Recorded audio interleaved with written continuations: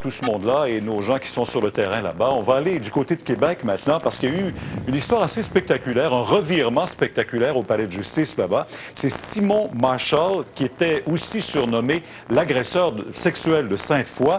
Il a été innocenté à cause d'un test d'ADN. Sophie Bérubé, il faut dire que lui-même avait plaidé coupable à des accusations qui avaient été portées contre lui concernant des agressions sexuelles. Non seulement Marshall avait plaidé coupable à 2 accusations d'agression sexuelle, mais la couronne avait l'intention de le faire déclarer dangereux dès ce matin. Bien, coup de théâtre hier soir, les tests d'ADN ont démontré que le profil génétique de Marshall n'était pas celui qui avait été prélevé sur l'une des 2 jeunes femmes qui ont été agressées en juillet dernier. Ce qui est le plus surprenant là-dedans, c'est que l'homme qui a déjà agressé par le passé une dizaine de jeunes femmes avait déclaré à 3 reprises aux policiers et aux autorités qu'il avait commis ces crimes, ce qui pourrait expliquer qu'il ait menti aux autorités. Ce serait des troubles mentaux importants, mais ça a été quand même la surprise, tant du côté de la couronne que du côté de son propre avocat. Je vous invite à l'écouter. C'était parlé longuement et puis lui, il reconnaissait. Puis il y avait des coïncidences qui étaient des coïncidences vraiment spectaculaires. Ça fait que je ne pouvais pas croire autrement qu'il était coupable. Il me le disait qu'il était coupable. On voit, puis vous l'avez dit, il y a des problèmes psychiatriques, il va devoir être suivi. Est-ce qu'on va le remettre en liberté? Est-ce qu'on le considère comment? On le considère maintenant, là? Il a été remis en liberté cet après-midi parce qu'il n'a commis aucun crime. Est-ce qu'il constitue un danger? C'est difficile à dire puisque la Commission nationale des libérations conditionnelles avait démontré que Marshall représentait un risque de récidive important. Donc, la Couronne a insisté pour que des conditions strictes soient imposées à Marshall. Vous aurez les détails à 18 h. Merci beaucoup, Sophie. Au revoir. Au retour, votre boîte vocale contient un nouveau message.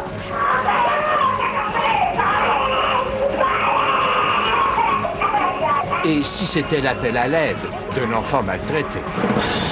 Et puis, la chaussée glissante fait encore une fois son lot de morts et de blessés.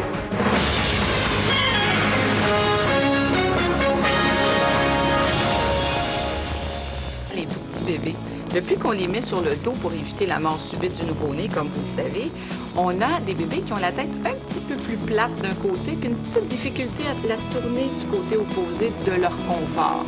Alors, on note que ces bébés-là vont se coucher de ce côté-là, mais avec les petits sièges de table, les petits sièges d'auto, on les transporte aussi sur le dos. Alors, le bébé a tendance à se mettre du côté où il est confortable et de là néglige un peu l'autre côté. Qu'est-ce qu'on fait pour corriger cette petite situation? On les met plus souvent dans le sac à ventre. On joue avec eux plus souvent en position mis sur le ventre. Et chez les petits bébés qui ont un petit peu plus de problèmes, on peut mettre un petit boudin de serviette pour le dodo de l'après-midi ou le repos de l'après-midi pour tourner un petit peu du côté opposé. C'est un petit problème et ça se règle facilement en général. Quoi de neuf, docteur est une présentation des centres santé situés chez Loblaws et certains Provigo du Québec. Ça vous arrive, hein, quand on revient de congé, la boîte vocale est pleine et puis on prend les messages un à un. Mais imaginez au Saguenay, un homme qui prenait ses messages entend tout à coup une femme qui est en train d'hurler après ses enfants, son enfant, et il a été très intrigué et surtout très secoué et il a décidé d'agir.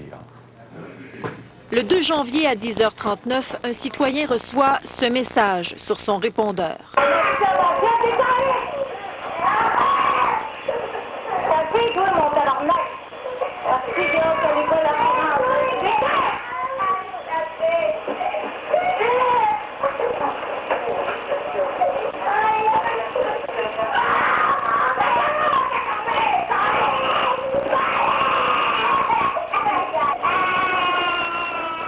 Le message dure 4 minutes.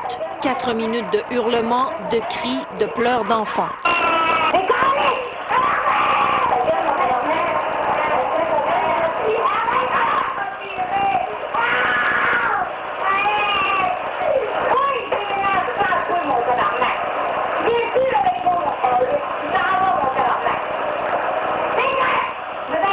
Quand l'homme prend connaissance de l'enregistrement, il s'est écoulé 2h30. Inquiet pour la sécurité du petit, il appelle la police. Après avoir écouté le message, l'agent de la Sûreté municipale de Saguenay aurait conclu que rien ne prouvait que l'enfant était en danger. Il aurait aussi ajouté qu'il ne pouvait rien faire avec un simple numéro de téléphone, parce qu'un nom et un numéro étaient aussi inscrits sur l'afficheur. L'homme remet donc le message aux animateurs de CKRS Radio pour dénoncer la situation. Quand quelqu'un est hors de soi face à un enfant, ça peut virer au drame. Et il faut de toute évidence que quelqu'un aille lui calmer les nerfs.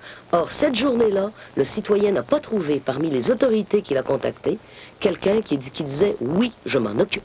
Le citoyen a aussi appelé le DPJ. L'organisme a retracé la dame. Il s'agit d'un cas connu. Le DPJ juge que la situation est inquiétante. Malheureusement, il y a beaucoup de situations, beaucoup de détresse humaine dans notre région. On la voit pas souvent, on l'entend pas souvent. Celle-là a la particularité d'être très évidente, très inquiétante et je vous dirais d'être choc parce qu'on l'entend.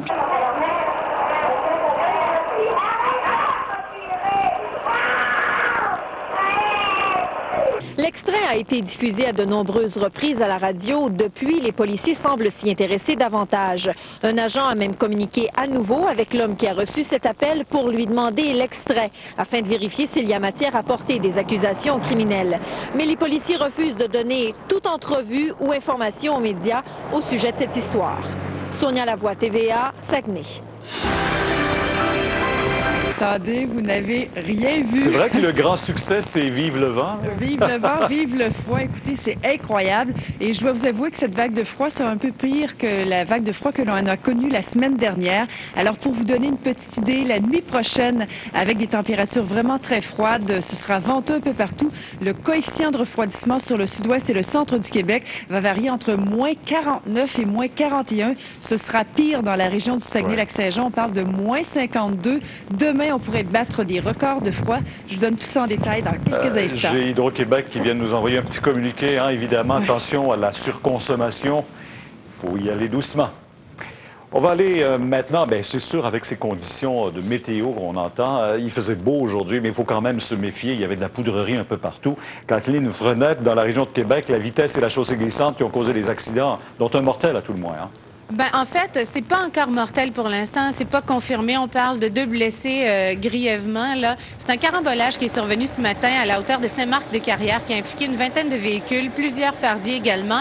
Et c'est justement l'un de ces fardiers qui est à l'origine de ce carambolage-là. Lorsqu'il a fait une mise en portefeuille, il y a une petite voiture qui est allée se loger sous la remorque et qui s'est fait pousser par un autre camion. Donc, ce sont ces 2 passagers-là là, qui sont grièvement blessés. Pour les autres, on parle de blessures mineures. Et puis... Alors, c'est ça. Donc, on parle de blessures mineures et il y a plusieurs gens qui ont dû s'arrêter sur le bord de la route. On a eu un bouchon de la circulation de 3 km là, parce qu'on a barré l'autoroute pendant un certain moment. Ça a pris plusieurs heures pour déplacer tous ces véhicules. Bien, merci beaucoup. On espère qu'ils vont s'en tirer, ces gens, oui, parce qu'il y a eu cet autre accident également sur la route, l'autoroute 40 à Vaudreuil-Dorion ce midi. Là, il y a eu un mort. C'est un jeune homme de 23 ans qui a péri. Et voyez d'ailleurs ce qui reste de sa fourgonnette. Elle est allée emboutir violemment une dépanneuse sur l'accotement à gauche. Le remorqueur qui était à installer des chaînes pour sortir du terre-plein central une voiture. L'homme a été blessé, tout comme le conducteur de l'auto. Après la pause, les soldats l'ont échappé belle. Alerte aux missiles à la base de Bagotville. Et un peu plus tard dans le bulletin, Britney Spears met le cap sur Montréal. Au plus offrant, les meilleurs bains.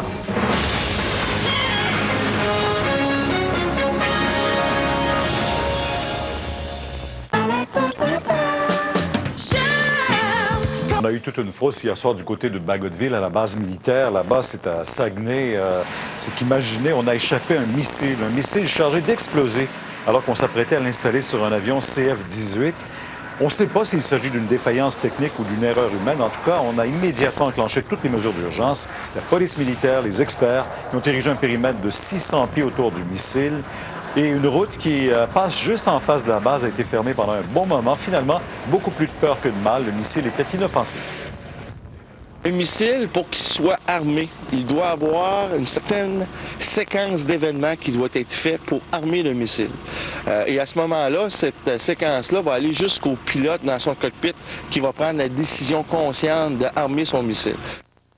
On va parler maintenant de l'Alliance canadienne et du Parti conservateur. Vous savez qu'ils forment maintenant le Parti conservateur du Canada et tout ça dans le but de remporter, en tout cas, davantage de comtés. Mais là, ils viennent de perdre leur seul député qu'ils avaient au Québec, José Cloutier. Il s'agit de André Bachand de Arthabasca-Richmond. Et pour lui, bien sûr, il était déjà contre cette fusion-là, lui. Oui, tout à fait. Il avait déjà signifié à ses électeurs de son comté il y a un mois qu'il n'était pas question pour lui de joindre une formation politique de droite, donc le nouveau Parti conservateur du Canada, qui, dit-il, ne respecte pas le caractère distinct du Québec. Alors aujourd'hui, ce qu'il a annoncé, et en fait, il a déjoué certains observateurs politiques, donc il a annoncé qu'il ne joindrait pas une autre formation politique, pensons ici au Parti libéral, une formation politique qui, dit-il, ne respecte pas ses convictions, ses ambitions politiques. Alors après réflexion, après avoir consulté ces gens, il a donc décidé de terminer son mandat actuel, mais à titre d'indépendant, après quoi il se retirera. On peut l'écouter. Après avoir étudié les choix qui se présentaient, j'ai pris la décision de quitter avec mon intégrité. Il me serait insoutenable de représenter les gens de Richemont-Tabasca sous une bannière qui a contredit bon nombre de mes idéaux et de mes objectifs. André Bachand dit qu'il ne sait pas encore ce que l'avenir lui réserve. Bien sûr, c'est une décision qui l'attriste. C'est un homme politique d'expérience avec un grand charisme. Alors parions qu'il ne restera pas inactif bien longtemps. Merci. Au revoir.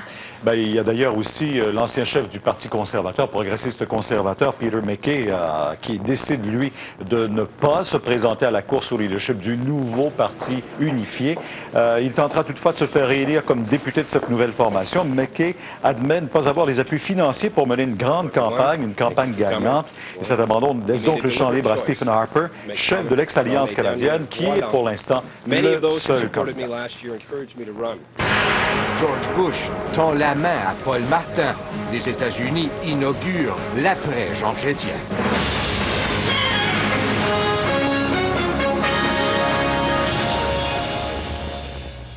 Chez Raymond Descamps. Cannet s'attaquer. Vous savez que ça fait 26 heures maintenant que ça dure, cette crise. On a bloqué la 344, encore une fois, un peu comme en 90. Mais en 90, il y avait d'un côté les non-autochtones et les autochtones qui voulaient empêcher, eux, la construction de ce fameux golfe du côté d'un cimetière qu'on jugeait être un cimetière ancestral du côté des autochtones. Mais cette fois-ci, ça n'a rien à voir. C'est une question de cigarettes, de l'imposition de lois plus sévères. En fait, le chef du conseil de bande voulait une police plus sévère. Il faut dire que c'est un marché très lucratif, Maxime Landry, celui des cigarettes du côté de la réserve. Pas de la réserve, mais du territoire. Du territoire. Mais autant du côté de près de Oka ou près de Châteauguay, du côté de Kanawake, c'est florissant vraiment comme commerce depuis déjà plusieurs mois. Et même nous, aujourd'hui, on s'est procuré une cartouche. On est allé voir un peu comment ça se passait. Combien ça vaut, ça? C'est ce que j'allais vous demander. 25 $. Pas de taxes, évidemment. Pour vous donner une comparaison, dans un dépanneur, un paquet de cigarettes ordinaires, une cartouche, là, la même chose, 200 cigarettes, ça vaut 61 $. Pas besoin de vous dire qu'ils sont nombreux à succomber à la tentation. D'ailleurs, nous-mêmes, on a fait l'expérience extrêmement facile. Vous allez le voir sur les images que nous avons tournées en caméra cachée. Vous voyez, ça, c'est l'une des 15 cabanes que nous avons répertoriées sur à peu près 1 kilomètre seulement sur la route 132. Vous voyez ça, des tablettes extrêmement bien garnies, pleines de paquets de cigarettes, vraiment. Et ça sort à la caisse. Hein. Elles viennent d'où, ces cigarettes, Maxime? Ce qu'on nous dit, c'est qu'elles sont fabriquées dans le coin d'Akwesasne. Donc, vous savez, c'est cette réserve-là qui est à cheval entre l'Ontario, le Québec, l'Ontario, les États-Unis. Et donc, ça transite par là et c'est vendu normalement aux Autochtones seulement. Il n'y a pas de taxe d'assises, là. Mais évidemment, il y en a plusieurs non-citoyens autochtones, disons, qui en profitent. Et d'ailleurs, on a rencontré une personne qui en achète régulièrement. C'est mon portefeuille qui parle. Je veux dire, si je m'en vais dans un magasin puis que je vois deux produits qui sont pas de qualité identique, mais qui sont acceptables un ou l'autre, qui sont aussi nocifs un comme l'autre, qu'est-ce qui me reste comme choix? Le moindre prix. Est-ce que vous avez eu des policiers dans le coin? Absolument pas, Pierre. Tous, pas un seul. Séquestrés, probablement, là oui, aussi, séquestrés, ou du moins du côté de Kanawake, là, sur la rive sud, il n'y a pas de crise là, mais évidemment, on se disait, peut-être qu'en temps de crise, ça va être moins florissant, ça va être moins visible. Pas du tout, Pierre. Les véhicules, ça stationnait, là. On en voyait, là, autant comme autant. Mais peut-être que ça va cesser un jour, mais pour l'instant, il y en a plusieurs qui n'ont pas intérêt à voir ça disparaître. Ce sont ces gens, par exemple, qui se plaignent souvent, ceux qui vont acheter, que la route est bloquée quand même. Oui. On va continuer là-dessus. Merci. Au revoir. Au revoir.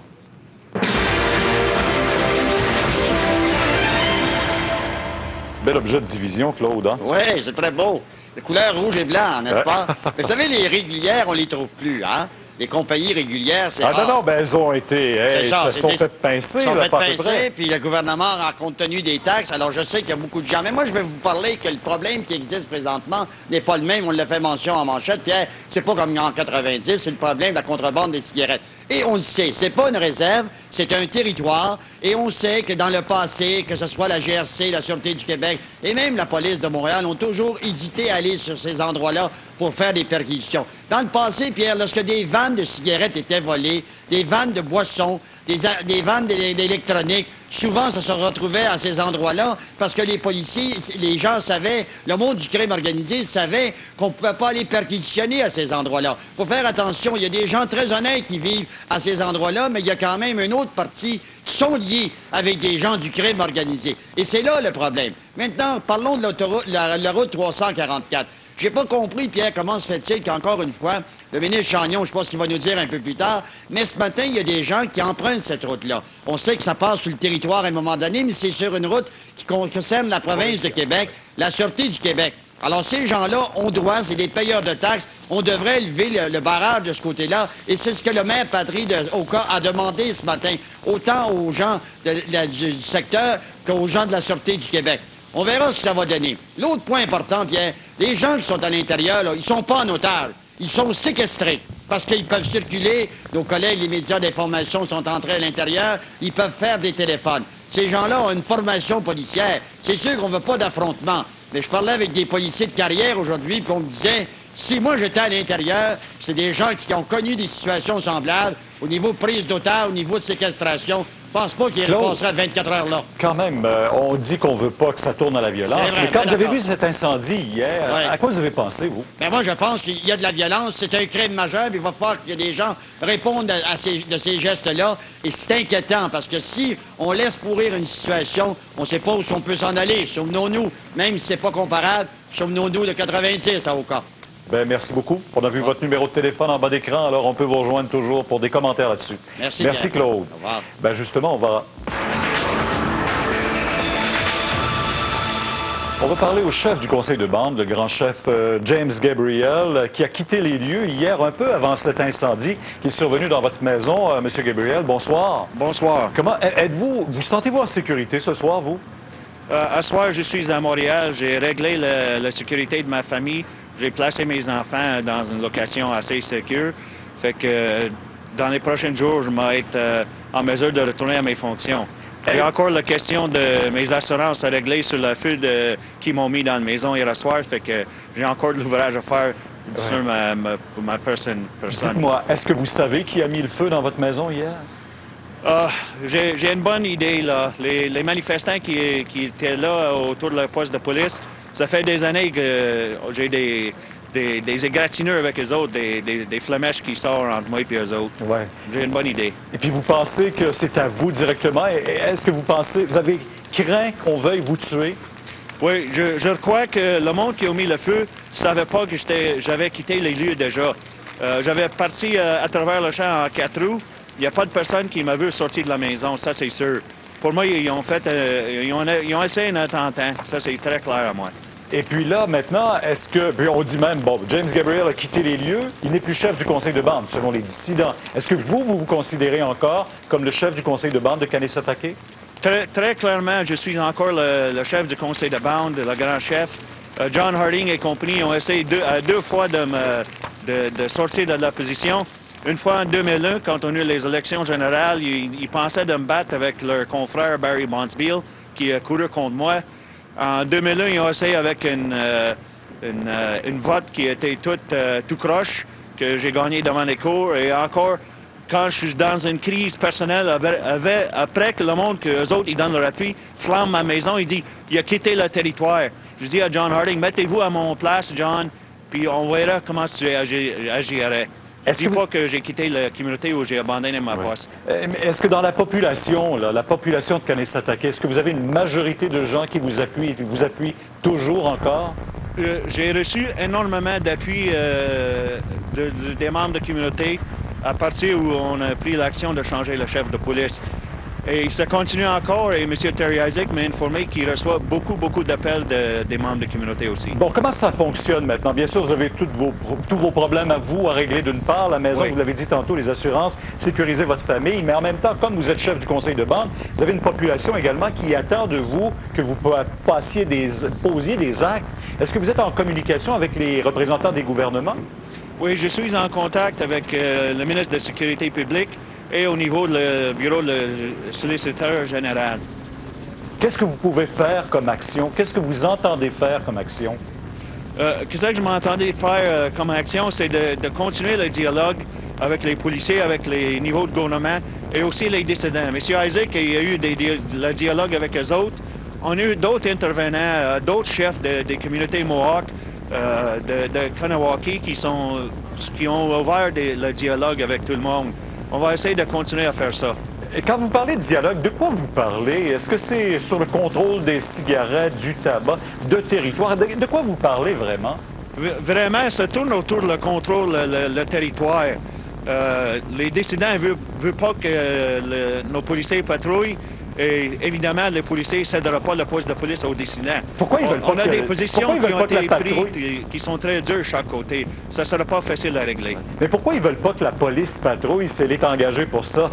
Ils ont tous des intérêts personnels dans la vente des cigarettes ou les autres activités qu'ils font.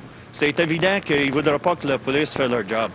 Vous entendez retourner quand, M. Gabriel, sur le territoire? Dans les prochaines couples de jours. Bien, merci beaucoup et bonne chance à vous. Bienvenue. Au revoir.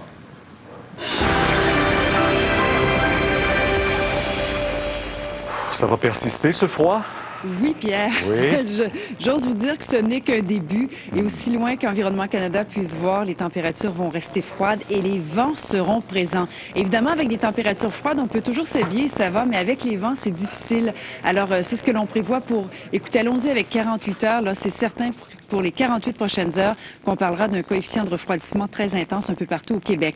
Alors, en passant, les deux endroits les plus froids la nuit prochaine et demain, Saguenay-Lac-Saint-Jean et l'Abitibi-Témiscamingue, où la nuit prochaine, ce sera froid, mais avec le facteur vent, on aura l'impression qu'il fait entre moins 52 et moins 50.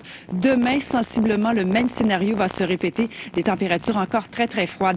Partout ailleurs au Québec, écoutez, on aura du soleil, mais avec les températures que l'on aura. Demain, on pourrait même battre des records de froid là, avec les températures réelles, puisque les maximums pour le sud-ouest et le centre du Québec, ça pourrait varier entre moins 28 et moins 23 degrés seulement. Alors, on regarde en détail ce qui va se passer en passant. Soyez extrêmement prudents sur les routes. N'oubliez pas de faire le plein d'essence, le plein de liquide lave-glace et ralentissez, c'est très, très glissant. Alors, ça reste venteux pour tous les secteurs au cours de la soirée de la nuit prochaine.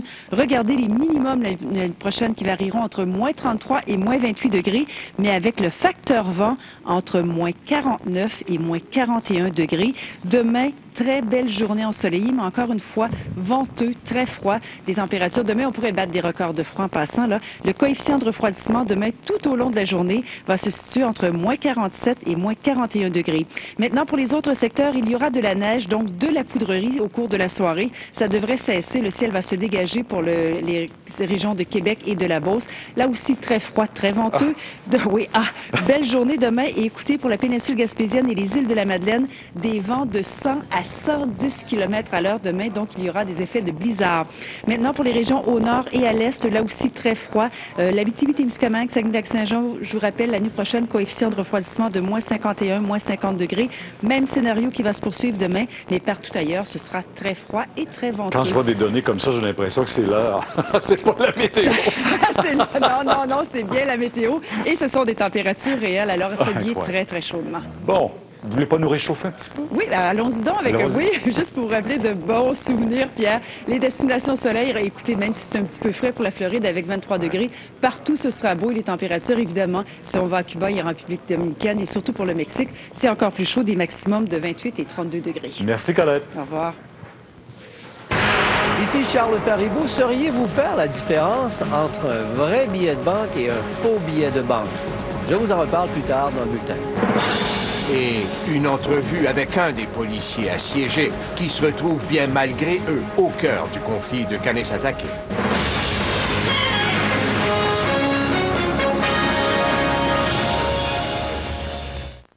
Pièces de monnaie et surtout particulièrement des faux billets de 5, 10 ou 20 $ et la GRC vous met en garde. Faites attention, particulièrement ces petites coupures-là. Il paraît qu'il y a le crime organisé qui profite pour en liquider pas mal.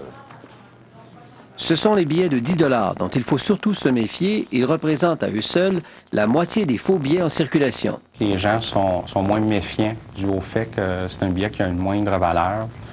Donc, plus facile pour un criminel de passer le faux billet dans un commerce quelconque.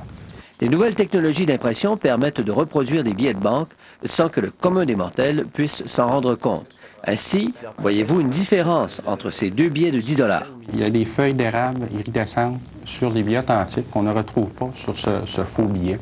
On a demandé justement aux passants s'ils seraient prêts à vérifier si leurs billets sont faux ou vrais, et la réponse sera loin de plaire à la Banque du Canada. Si c'est un 10 ou un 5, je ne fais pas, mais si c'est un 50 ou un 100 $, oui, je le fais.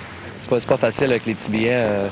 On en a tellement en change, puis il y a tellement de transactions qui est faites à chaque jour. Tu achètes un café. Il est en effet assez fastidieux d'avoir constamment vérifié ses billets de banque au cours de ses emplettes. Les commerces disposent d'appareils à lumière ultraviolette qui détectent instantanément la contrefaçon. Mais ce n'est pas le cas pour les consommateurs. Sans devenir paranoïaque, il faut cependant savoir que les probabilités d'être accidentellement en possession d'un faux billet ne sont pas très grandes. L'an dernier, la GRC a saisi 200 000 billets de différentes coupures pour une valeur globale de 5 millions de $. C'est peu si on considère que les Canadiens ont fait passer entre leurs mains 1,5 milliard de $ en argent comptant. Charles Faribault, TVA, Montréal. On va retourner tout de suite du côté de Kanesatake, cette fois pour parler à un des 60 policiers qui sont séquestrés dans le poste de police là-bas. Vous avez entendu Jean-François Guérin un peu plus tôt nous dire qu'on pouvait aller les rencontrer, ces policiers-là. S'ils sont séquestrés, c'est que les manifestants à l'extérieur ne veulent pas tout simplement les voir sur leur territoire. Et on va retrouver un de ces policiers, Sean Kistabish, qui est policier amérindien de Picogan, c'est en Abitibi. Monsieur Kistabish, bonsoir. Bonsoir. Dites-moi, vous êtes à l'intérieur jusqu'à maintenant. Est-ce que vous vous sentez en sécurité, vous? On se sent parfaitement en sécurité ici, oui. Et puis là, il n'y a pas eu de menace à votre endroit?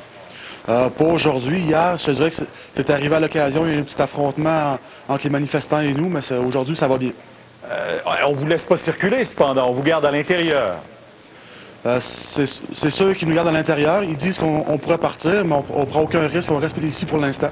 Est-ce que vous avez l'intention, puisque vous êtes tous là et qu'on parle d'une trentaine de manifestants à l'extérieur, vous êtes une soixantaine à l'intérieur, vous êtes aussi armés, est-ce que vous avez l'intention de sortir à un moment donné, d'y aller d'un coup d'éclat? OK. C'est pas moi qui va prendre la décision, c'est mes supérieurs qui vont décider qu'est-ce qui va se passer exactement. Moi, j'ai pas l'autorité de dire ce qui va se passer, j'ai pas le pouvoir, je sais même pas ce qui va se passer de toute façon. Là, si je comprends bien, vous êtes des policiers qui venaient de plusieurs régions, d'autres réserves, hein? C'est exact, oui. Vous êtes de l'Abitibi, il y en a qui sont de la région de Québec, d'autres réserves également. Est-ce qu'il y en a beaucoup de Mohawks parmi vous? Vous n'êtes pas Mohawk, là? Non, je suis algonquin. Algonquin. Est-ce qu'il y en a beaucoup de Mohawks parmi vous? Est-ce qu'il y en a des Mohawks policiers qui sont encore à l'intérieur? Il y a 6 Mohawks présentement avec nous. Ce sont 6 policiers Mohawks. OK. Ça, ce sont des policiers qui étaient là déjà de Kanesatake? C'est exact, oui. Dites-moi, monsieur, est-ce que vous avez senti la pression au cours des dernières heures? Vous avez vu, vous aussi, la maison du chef James Gabriel qui a été incendiée hier. Est-ce que vous aurez l'autorité pour toujours opérer sur ce territoire-là? Je suis désolé, je dois vraiment quitter pour l'instant. Je vais revenir dans pas long. Oh. Désolé, je dois quitter absolument. Ah oui, qu'est-ce qui se passe? On m'a demandé d'aller en arrière, je sais pas plus que vous. Ah bon, je dois y aller. Bon, ben si vous devez y aller, on comprend. Là, les mesures de sécurité, on sait qu'elles sont très sérieuses là-bas. En tout cas, on sait qu'on a même coupé le fil tantôt. On ne pouvait pas entrer en communication avec M.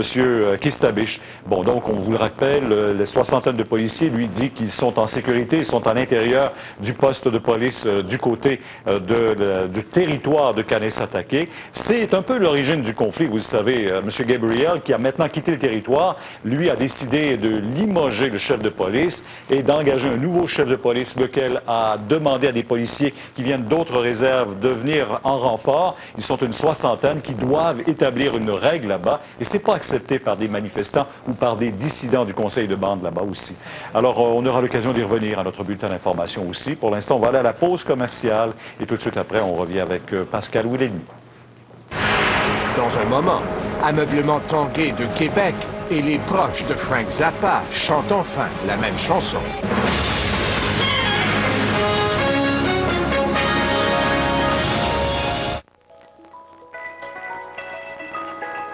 Bon, le traitement fortifiant intensif renouveau de Pantene. Soigne les cheveux abîmés par le coiffage pour raviver l'éclat en seulement 3 minutes. Mes cheveux sont si ternes qu'il leur faut une métamorphose. Onctueux. Ça doit être une formule pour vitaminer drôlement efficace si ça peut m'aider à réparer les méfaits. Même mouillés, mes cheveux sont doux. Cheveux abîmés? Quels cheveux abîmés? Le traitement fortifiant intensif Renouveau Pro-V de Pantene. La beauté des cheveux d'apparence saine. Mon fils est un génie. Échec et mat. Alors quand je lui ai dit que Cascade rendait la vaisselle vraiment propre, il a fallu qu'il en fasse la preuve. Les assiettes ont peut-être l'air propres, mais avec l'autre gel populaire, il peut rester cette nourriture que vous ne pouvez pas voir. Pas avec Cascade. Cascade, nettement plus propre. Bye. Thierry? J'aime ton chandail. Merci. À demain.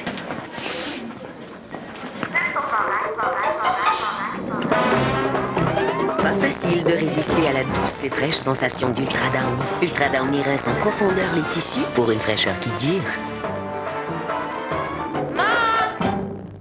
Pour la laveuse, je fais quoi? Difficile de résister à Ultra Downy. Voici la vadrouille Clean Mop de Monsieur Net. Elle s'attaque avec force à la graisse et nettoie pratiquement tous vos planchers. Et les fait briller. La vadrouille de l'homme qu'on aime nettoie vite et vraiment bien, Monsieur Net.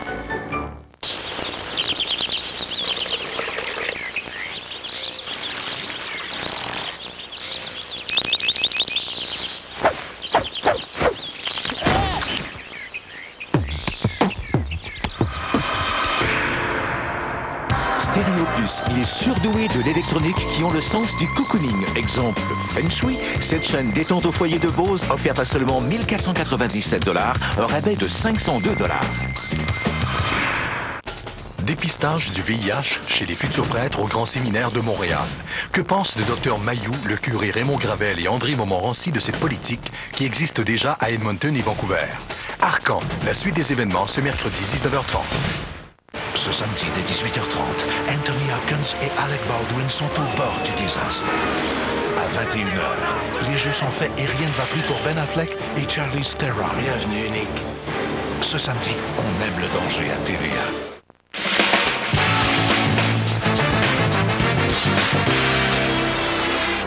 Bonsoir Pascal. Bonsoir Pierre. Vous nous parliez hier de ce procès intenté à Québec contre un meublement tangué par la veuve de Frank Zappa. Oui. Elle a eu les excuses qu'elle souhaitait. Exactement. Un meublement tangué ce matin a donc offert ses excuses et on a été jusqu'à dire qu'on avait effectivement violé les droits d'auteur. Donc, des droits d'auteur de Frank Zappa, c'était dans une publicité télévisée qui avait été diffusée à plus de 200 reprises. C'était en 1995. On y entendait, Pierre, un fond sonore, un extrait d'une pièce de Zappa et on n'avait pas obtenu l'autorisation pour la diffuser. Et ce matin, dans une lettre officielle adressée à la veuve du compositeur, on présente ses excuses et aussi ça a mis fin à toute cette poursuite qui avait été entreprise par Gail Zappa. Donc, il y a eu un règlement en cours, on n'en connaît pas les détails. Et ce matin, Madame Zappa se disait très satisfaite et elle racontait avoir obtenu les excuses qu'elle avait demandées il y a de ça plusieurs années. On l'écoute. This is what I wanted. I asked for an apology in 1995, and I finally got one today with an acknowledgement that they infringed the rights. C'est long, depuis 95, mais c'est venu, finalement. Oui. Tu aurais peut-être pu venir avant. Un petit peu de Britney Spears qui va venir à Montréal. Elle va venir à Montréal dans le cadre de sa tournée nord-américaine qu'elle va entreprendre dans quelques jours. Chaudement, la madame. Ben oui. Donc, elle va venir donner un spectacle au Centre Bell le dimanche 4 avril. Les billets, Pierre, vont être mis en vente ce samedi à midi au comptoir admission et à la billetterie du Centre Bell. Le prix va varier entre 50 et 100 $. La tournée de la chanteuse va débuter à San Diego le 2 mars prochain. Et elle va visiter donc 25 villes des États-Unis et du Canada.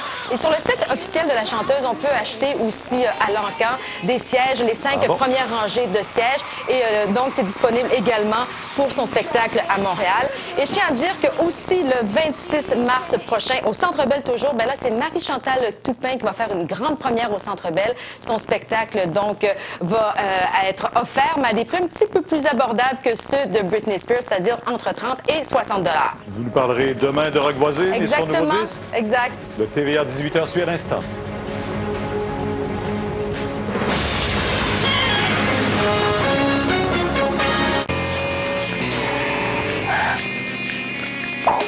Partout où il va, partout où il frappe. sa mission. Baisser les prix, c'est sa mission. Les économies, oui c'est le champion. Des chutes de prix. Chez Walmart, lorsqu'on fait moins cher, vous payez moins cher. C'est ça, les chutes de prix. J'y vais!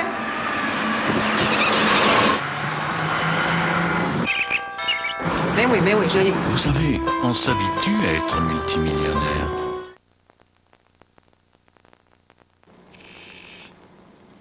Michi? Oui, monsieur? Ah, c'est beau. Je voulais juste voir si ça marchait. Vous pouvez y disposer. Vous savez, on s'habitue à être multimillionnaire. Bonjour! Grand-maman, maman est partie! Les gâteaux Deep and Delicious de McCain. Si chocolaté et si moelleux. Et avec un dôme refermable qui conserve toujours leur goût frais, morceau après morceau. Oh, c'est juste moi, j'ai oublié. Mes clés. Vous vous bourrez là, hein? Les gâteaux Deep and Delicious de McCain. La gâterie tout simplement irrésistible. Industriel Alliance Assurance et Services Financiers présente le Salon des futurs mariés le 17 et 18 janvier au Delta Hotel et Centre des Congrès. Pour un mariage traditionnel ou d'époque, le Salon des futurs mariés devient votre référence. Préparez le plus beau jour de votre vie. Près de 40 exposants pour vous renseigner et vous faire découvrir les nouveautés et les nouvelles tendances. Les 17 et 18 janvier prochains au Delta Hotel et Centre des Congrès, vivez la passion au Salon des futurs mariés. Une invitation des nombreux commanditaires et de chaîne Télé 8. Le mardi 13 janvier, en manchette, deuxième journée de crise à Kanesatake, route bloquée, policiers séquestrés, chef de bande renversé. J'achèterai pas la paix d'une gang de criminels. Les gouvernements suivent la situation de près. On veut éviter l'affrontement. La crise derrière la crise, c'est la contrebande de cigarettes plus florissante que jamais. Et à la météo, sur le sud-ouest du Québec demain, Environnement Canada a émis un avertissement de refroidissement éolien et nous aurons du soleil.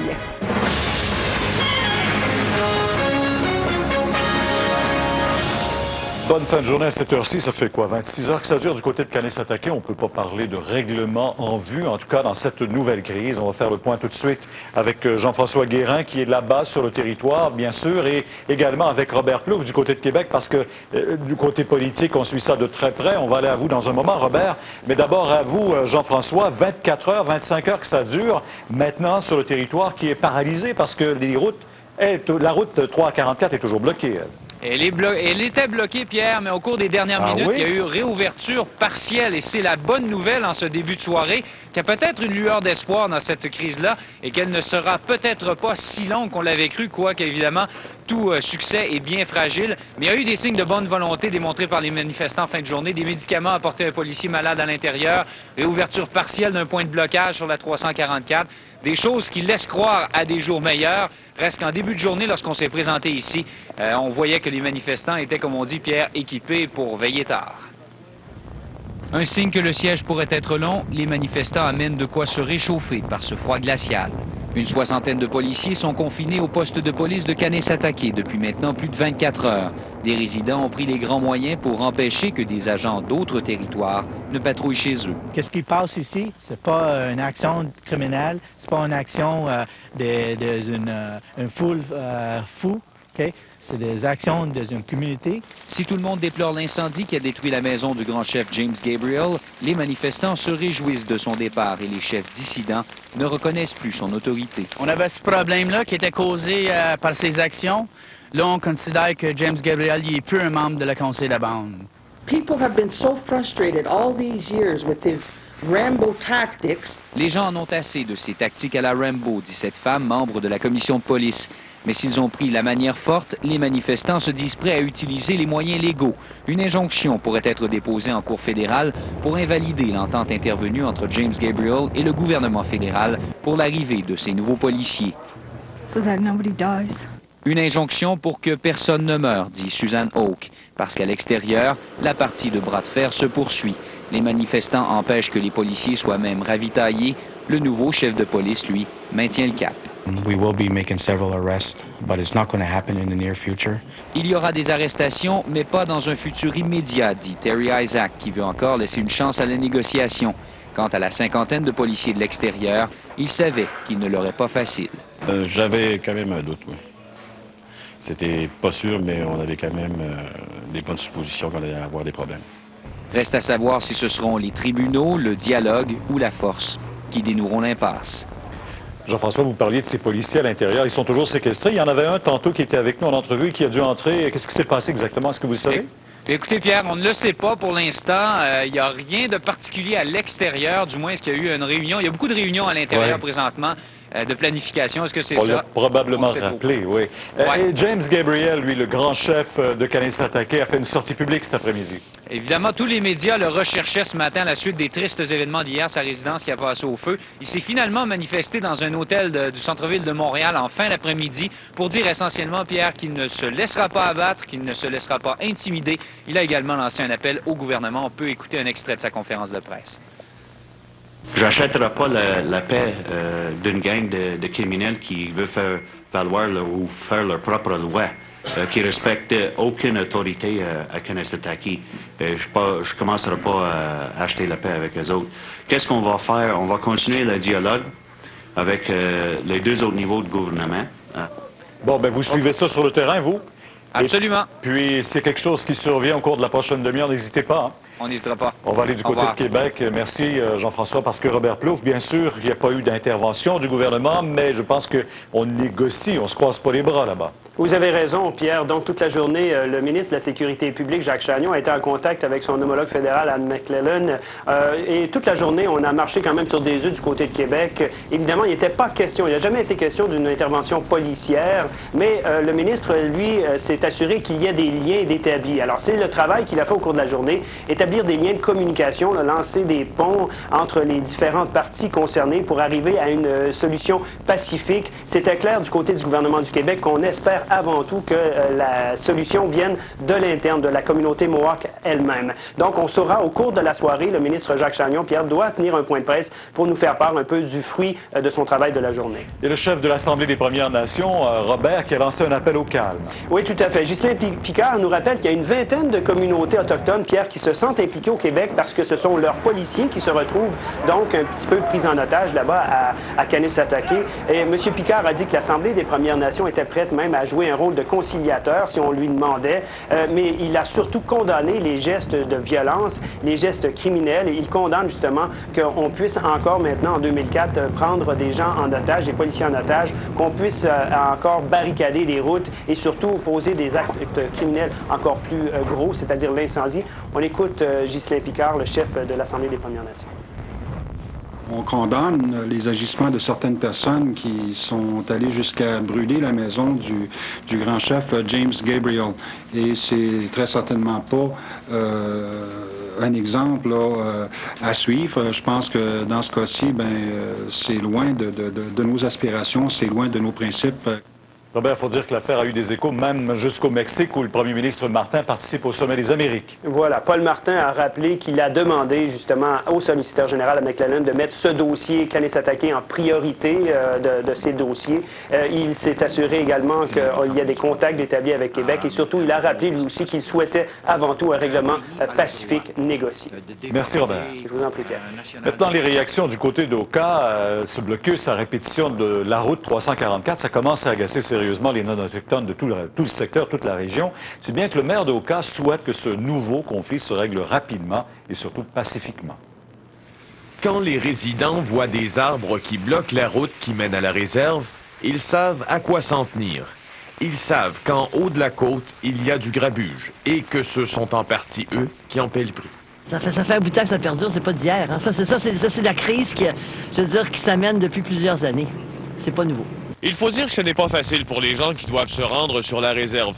Le détour est environ d'une vingtaine de kilomètres. On doit sillonner les petites routes de campagne et à chaque coin de rue, un policier. Du haut des airs, les policiers sont encore plus visibles.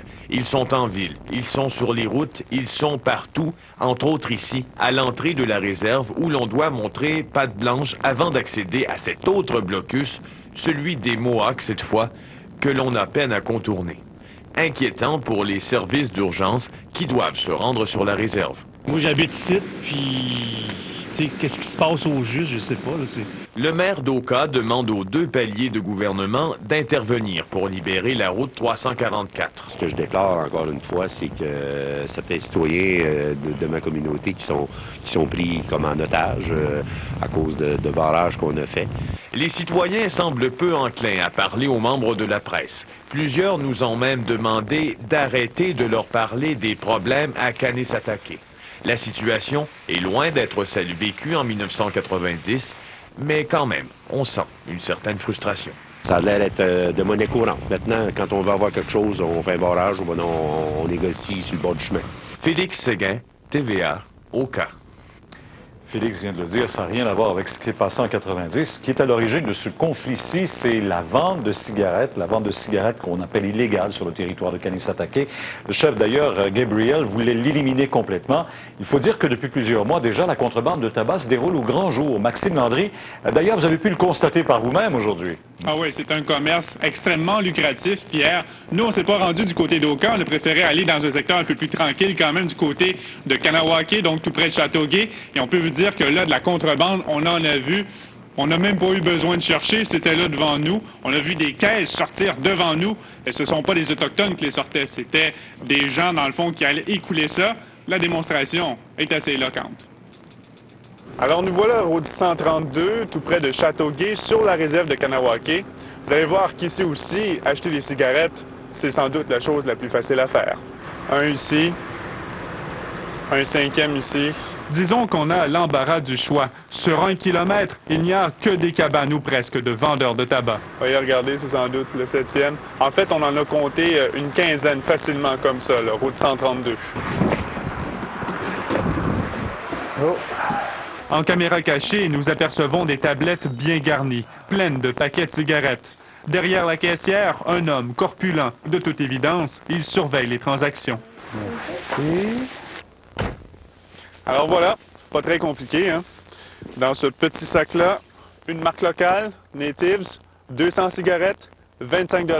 Pas de taxe. Cela étant dit, allons voir maintenant la comparaison avec le prix des cigarettes ordinaires. Pour le faire, un bon vieux dépanneur. Vous vendez ça combien? 61,15.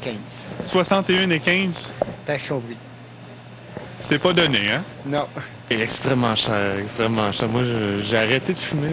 J'ai été un bon fumeur, mais j'ai arrêté de fumer à cause du prix, parce que justement, j'étais en loyer, puis je finissais plus par rejoindre les deux bouts. Quand on sait qu'on peut sauver 36 $ par cartouche, contrebande ou pas, plusieurs consommateurs succombent à la tentation. C'est mon portefeuille qui parle. Je veux dire, si je m'en vais dans un magasin puis que je vois 2 produits qui sont pas de qualité identique, mais qui sont acceptables un ou l'autre, qui sont aussi nocifs un comme l'autre, qu'est-ce qui me reste comme choix? Le moindre prix. Oui, le tabac de contrebande génère de grosses affaires sur les territoires autochtones et plusieurs n'ont pas intérêt à le voir disparaître. Wow. Maxime Landry, TVA, Kanawake.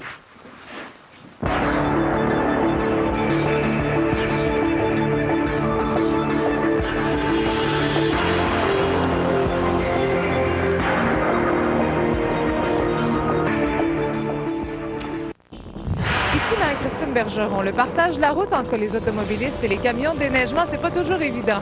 Après la pause, on vous amène faire un petit tour à bord de ces mastodontes qui déblaient les routes. À tout de suite.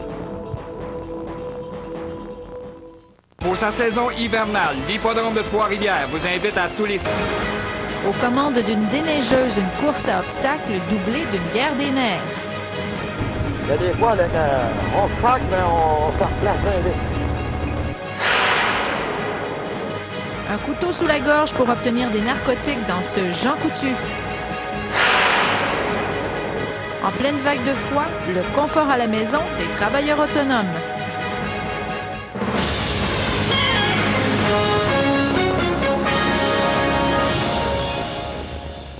Madame, Monsieur, bonsoir. Eh bien, quand c'est pas le froid qui nous paralyse, c'est la neige. Depuis le début de l'hiver, des citoyens ont remis en question d'ailleurs le service de déneigement de Trois-Rivières. Pourtant, de son côté, la Ville jure que tout se fait comme avant la fusion. Quoi qu'il en soit, les opérateurs de camions de déneigement, eux, sont bien loin de ces préoccupations administratives. Ils ont de la neige à chasser et la population ne leur a pas toujours la tâche facile. Quand la neige se décide à tomber en pleine heure de pointe, on voudrait bien se voir ailleurs que sur la route. Le partage de la route n'est pas toujours évident entre ces mastodontes qui déblaient la chaussée et les usagers. La patience, faut pas attendre notre patience, faut regarder. Michel Maillot déneige depuis plus de 25 ans. Pourtant, il se désole encore chaque tempête en voyant les automobilistes s'impatienter. Il y en a des fois qui font capoter entre le côté de la rue et notre garage. Regardez, si vous avez vu là, on se le fait payer souvent sans route, ça, là. Des fois, ils passent aux côtés de nous autres, de même, puis ils nous coupent. Quand les autos nous donnent des chances, ça va bien. Les opérateurs de camions doivent ainsi redoubler de prudence et aiguiser leur précision. Leur travail devient une véritable course à obstacles, car ils doivent réussir à contourner notamment les poubelles, les voitures stationnées et surtout les piétons. Et par-dessus tout, certains sont victimes de la rage au volant. Il a revu un gars débarquer, moi, je lui ai montré le point. J'ai envoyé la main. Pendant ce temps, le grand chef des opérations met son sens de l'organisation à l'épreuve. Il neige, je neige pas, il neige, je neige pas. Puis dans ce temps-là, c'est beaucoup plus difficile parce que les sableuses se promènent sur la voie. Puis à un moment donné, c'est que là, quand les précipitations viennent beaucoup plus importantes, là, on sort tout au complet, là, toutes les machineries, les grappes, les petits tracteurs à trottoir, puis on déclenche vraiment une opération. À la minute où les flocons se pointent, l'opération est enclenchée. Il vaut mieux ne jamais prendre de chance avec l'hiver. Il vaut mieux sortir trop de bonne heure que de sortir trop tard. Depuis novembre, il est déjà tombé 91 cm de neige et c'est pas fini. L'an passé, il est tombé 279 cm de neige sur Trois-Rivières. Résultat, la ville a crevé son budget de déneigement. Juste pour vous donner une idée, les contribuables doivent débourser 36 000 $ pour chaque centimètre de neige ramassé. Marie-Christine Bergeron, TVA, Trois-Rivières. Et lorsqu'il neige sur Trois-Rivières, il neige sur un grand territoire. La qualité du déneigement a-t-elle souffert depuis la fusion? Nous vous avons posé la question et le taux de satisfaction est d'à peu près 50 Non, c'est pas efficace plus qu'il faut. Est-ce par rapport à l'an passé? Par rapport à l'an passé, c'était mieux l'an passé. Trois-Rivières, c'est super, Côte de la Madeleine, 0. Ouais, ça va bien, pas de problème. Là. Les routes sont belles, c'est sûr qu'il y a des fois il fait froid, ils ne peuvent pas déneiger comme ils veulent, là, avec le calcium. Là. Bien, je trouve pas ça si pire que ça. C'est sûr que nos petites rues là, ne sont pas bien déneigées, mais nos grandes rues, je trouve pas qu'on a à se plaindre trop. Moins bien que l'année dernière. Moins bien que l'année dernière, on dirait que les fusions, ça a fait un petit peu... Ils se sont relâchés cette année. Pourtant, l'année dernière, on était fusionnés. Oui, mais on dirait que c'était ça. On a l'impression qu'il en a tombé beaucoup de la neige. Pourtant, hein, c'était de la poudrerie. 2 à 5 cm d'accumulation aujourd'hui et c'est surtout les vents qui ont causé beaucoup de poudrerie. On se croirait dans une tempête sur certains secteurs, évidemment. Et demain, à retenir, et ça, c'est partout à travers la province, c'est-à-dire qu'on prévoit une vague de froid et facteur éolien important, moins 44 degrés demain. Habillez-vous chaudement. Je vous donne tous les détails dans quelques instants, Chantal. Merci. À plus tard. À plus tard. Une drôle d'histoire, un individu a fait irruption cet après-midi dans un Jean Coutu, celui de la rue Fusée du secteur Cap-de-la-Madeleine. Il avait la ferme intention d'en ressortir avec des narcotiques. Patricia Elie, l'homme était armé. C'est une histoire qui, heureusement, n'a pas eu de conséquences malheureuses. Non, effectivement, il n'y a eu aucune conséquence fâcheuse, sinon une bonne frousse. L'homme a d'ailleurs déjà été arrêté, va comparaître demain au palais de justice de Trois-Rivières. Ce qui s'est passé, donc, c'est qu'en milieu d'après-midi, le suspect qui est âgé dans la vingtaine s'est rendu à la pharmacie Jean Coutu et a demandé des narcotiques. Le problème, c'est qu'il n'y avait pas de prescription. Alors, il a dit que son médecin devait appeler et après quelques minutes, comme le médecin n'appelait toujours pas, bien, il s'est énervé contre la pharmacienne. Il a sorti un couteau. On peut écouter l'agent Carole Arbelot de la Sécurité publique de Trois-Rivières. Il n'avait pas de papier légal pour sa prescription. L'individu est devenu agressif et il a été dans l'aire de travail de la pharmacienne et il lui aurait placé le couteau sous la gorge, un couteau sous la gorge. À ce moment-là, on lui aura remis le médicament que l'individu demandait et par la suite, il a quitté les lieux. Il a finalement été épinglé, cet homme. Oui, il a été épinglé. Il s'est enfui en voiture vers le secteur Trois-Rivières. Il a été arrêté dans le secteur de la rue Saint-François-Xavier. La voiture a été saisie où on a retrouvé l'arme qui a servi chez Jean Coutu. L'histoire aussi, juste un peu avant, les policiers en ont eu vraiment plein les bras cet après-midi. Oui, effectivement. Ça s'est passé vers 14 h. Les policiers qui ont été appelés sur le boulevard Royal au centre-ville à Caisse populaire Desjardins au coin de Bonaventure. C'est un vol à main armée qui a eu lieu à cet endroit-là. Le suspect âgé d'une trentaine d'années, cette fois, a patiemment attendu son tour et a simulé une arme pour réclamer le contenu de la caisse. Il a ensuite pris la fuite à pied. Les policiers ont ratissé le secteur, mais n'ont pas pu le retrouver. Semble-t-il que ce ne serait pas relié, cet incident-là, à l'autre incident de chez Jean Coutu, mais on est quand même en train d'essayer de voir s'il pourrait y avoir un lien, effectivement. Merci beaucoup. Au revoir. L'ex-policier de Grand-Mère, André Côté, ne pourra réintégrer ses fonctions. Un arbitre du tribunal du travail maintient la décision du conseil municipal de l'ancienne ville de Grand-Mère qui avait congédié le policier en décembre 2001. Le policier avait utilisé des équipements du service pour retracer une femme dont il était épris.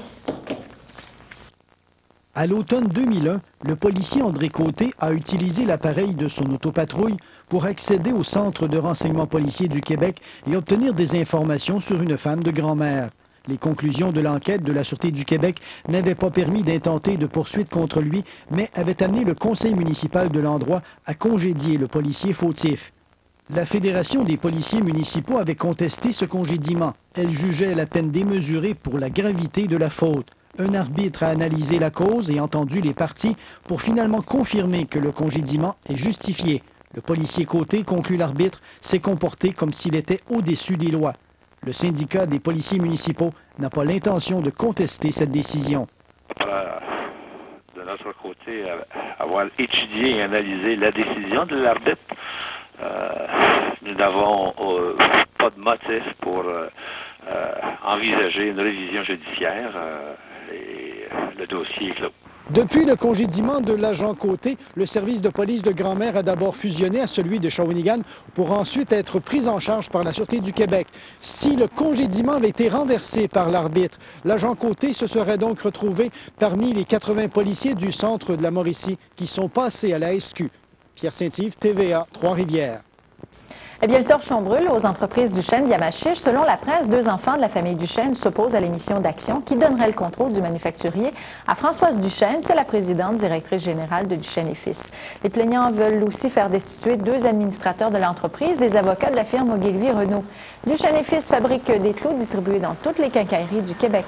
En 2002, l'entreprise employait 250 personnes et affichait un chiffre d'affaires d'un peu plus de 50 millions de dollars.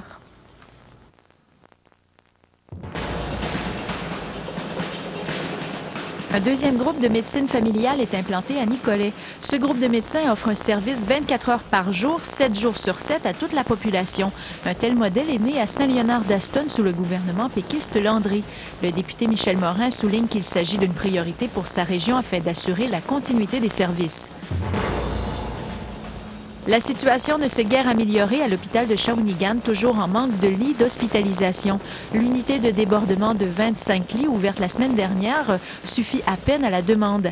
Le taux d'occupation est également problématique à l'urgence. Sporadiquement, l'hôpital doit transférer des patients vers Trois-Rivières. La direction précise que le nombre de médecins disponibles constitue maintenant une limite à sa capacité d'hospitalisation. Les responsables du centre de ressourcement L'Envol n'ont pas encore trouvé de nouveaux locaux pour poursuivre leurs activités.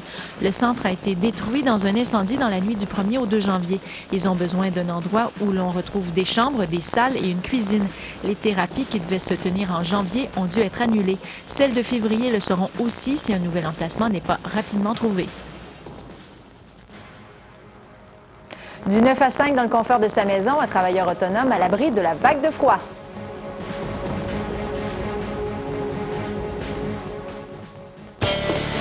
Gens d'affaires, agrément, jeux d'enfants, l'Hôtel Québec sans casse-tête, réservé en ligne à jarreau.qc.ca. Le gouvernement du Canada et l'Apérade Ford vous invitent au Petit Poisson des Chenaux à Sainte-Anne-de-l'Apérade. Venez vous amuser en famille, en groupe ou entre amis. C'est la fête à Sainte-Anne. Des activités pour toute la famille, du plus petit au plus grand. Les Petits Poissons des Chenaux sont de retour. Profitez-en dès maintenant. Pour réservation 325 24 75. La pêche aux Petits Poissons des Chenaux, un événement divertissant. Au début, ça l'a rendu un peu jaloux. Ben oui, comme si monsieur, ça lui faisait mal au cœur de me voir avec. Mercedes-Benz Trois-Rivières vous offre la gamme des véhicules les mieux construits de l'industrie. Il le regrette tellement. Surtout quand il s'est rendu compte du prix que j'ai payé. Offrez-vous ce 4x4, le ML350, à partir de seulement 599 $ par mois. À ce prix-là, n'attendez plus. Mercedes-Benz Trois-Rivières. Boulevard Royal, Trois-Rivières. Tu sais, fille, il y a des ventes de feu, des ventes d'ouverture, mais il y a juste une vente de fou, c'est la vente du million chez Ameublement Tanguay. Hey, c'est excitant rare! Il est où le matelas réduit de 50 Il est là-bas. Ben, vous savez, la vente du million demeure l'événement numéro 1 de chez Ameublement Tanguay. L'ensemble de chambres à coucher en spécial, il est où? Il est là-bas. Les meilleurs prix, la livraison gratuite et la possibilité de gagner un voyage dans le Sud pour 2 personnes. Un matelas, une chambre, un voyage dans le Sud pour 2 personnes. Wow, minute, toi! La vente du million chez Ameublement Tanguay, les meilleurs prix garantis. Gens d'affaires. Agrément. Jeux d'enfants. L'Hôtel Québec sans casse-tête. Réservé en ligne à jarreau.qc.ca. Cette semaine à Ultimatum, quelle famille sera finaliste? Les Demi-Garés, les Tarans, les Marcotte, les Lalonde ou les Lefebvre? Ultimatum Fun. Avec la neige qui nous tombait dessus ce matin et surtout avec les vagues de froid que l'on connaît, plusieurs souhaiteraient ne pas avoir à sortir de la maison. Pierre Landry a ce privilège. Il est travailleur autonome. C'est sa voix qu'on entend pour plusieurs publicités radio ou télé. Sa façon de travailler comporte des bons, mais aussi de mauvais côtés. Lui fournissez les meilleurs souliers de soccer, mais vérifiez-vous l'alignement de son pied. Qu'il fasse chaud ou froid, qu'il neige ou qu'il pleuve, Pierre Landry travaille toujours confortablement installé dans son sous-sol. Pas de déplacement, t'es pas obligé d'aller déneiger ton auto à 7h30 le matin, partir travailler. De combiner ensemble le travail à la maison puis le travail, la vie familiale. Donc les enfants s'en viennent de l'école tantôt pour dîner. Cet ancien animateur de radio travaille maintenant à son compte dans le placement média et la narration de publicité pour la radio et la télévision. Son travail lui permet de travailler de chez lui. Évidemment, t'as pas d'horaire fixe. Alors là, si je décide qu'à 2 heures, j'ai envie de prendre une pause puis qu'elle va durer 35-40 minutes, il n'y a pas de patron pour nous dire « Hop, au travail ». Il n'y a personne pour lui dire quoi faire, mais à l'inverse, personne n'est là pour lui donner une tape dans le dos. Motivation, c'est pas évident non plus. Il n'y a pas personne pour te dire « Hey, c'est beau, t'as fait une belle job, t'as fait... » Tous les manteaux, bottes d'hiver et accessoires en magasin sont réduits de 15 à 50 L'insécurité, ça fait pratiquement 2 ans que je suis en opération. La première année, c'est pas évident parce que c'est sûr qu'il y a des creux de vague, il y a des périodes de l'année comme celle dans laquelle on va entrer, là, janvier, février, où il y a une espèce de creux de vague, il y a moins de publicité, les commerçants marchent plus au ralenti, donc il y a moins de voir-champ, donc moins de travail. Mais on apprend justement à négocier avec ça. Malgré les hauts et les bas, Pierre Landry adore son travail. Les contrats se multiplient, c'est rassurant. Et surtout, ça confirme son choix de travailler bien au chaud dans son sous-sol. Julie Grenon, TVA Trois-Rivières. Jennifer Carroll a terminé deuxième en finale du 50 mètres à la Coupe du monde de Stockholm, en Suède, ce matin. Elle était à 15 centièmes derrière la meneuse, la chinoise Chang Yao.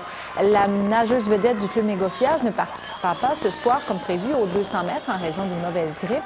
Elle préfère réserver son énergie pour l'épreuve du 100 mètres d'eau et du 100 mètres 4 nages qui auront lieu demain. Jennifer Carroll participe au circuit de la Coupe du monde pour mieux se préparer en vue des qualifications pour les Jeux olympiques d'Athènes. La météo, tout de suite après la pause. Une entreprise de Masquinongis recherche un programmeur ou une programmeuse. Il s'agit d'un poste permanent à temps plein. On demande un diplôme d'études collégiales en informatique, programmation, ainsi qu'un minimum de 2 années d'expérience. Le salaire est à discuter et la personne devra posséder une connaissance de base de l'anglais. Bébérama présente son super solde. Obtenez de 30 à 50 sur les vêtements, de 20 à 30 sur meubles pour enfants et juvéniles, et de gros rabais sur les modèles de plancher. Le dernier cri, Bébérama, boulevard des Récollets, Trois-Rivières.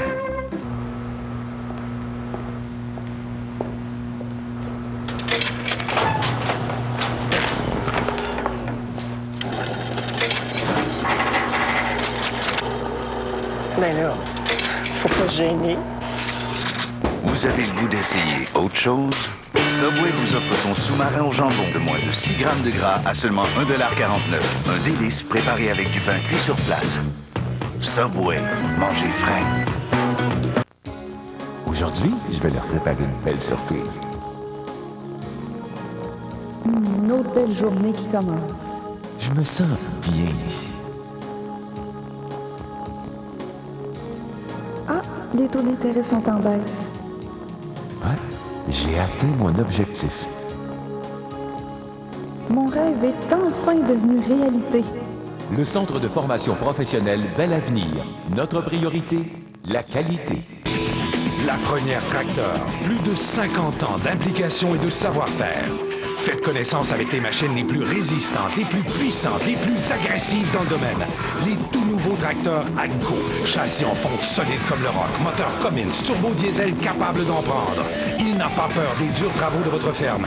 Si puissant, si résistant qu'on devrait le mettre en cage. Faites-en l'expérience aujourd'hui. Le groupe Lafrenière Tracteur, fier partenaire de l'Association des pourvoyeurs de Sainte-Anne-de-la-Pérade. Bébérama présente son super solde.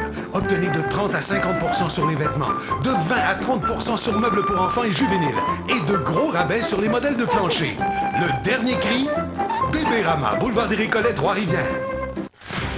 Ils ont été les 3 frères les plus puissants d'Amérique. C'est comme si on était au centre de tout ce qui va arriver. Les femmes du clan Kennedy ont vécu le rêve américain.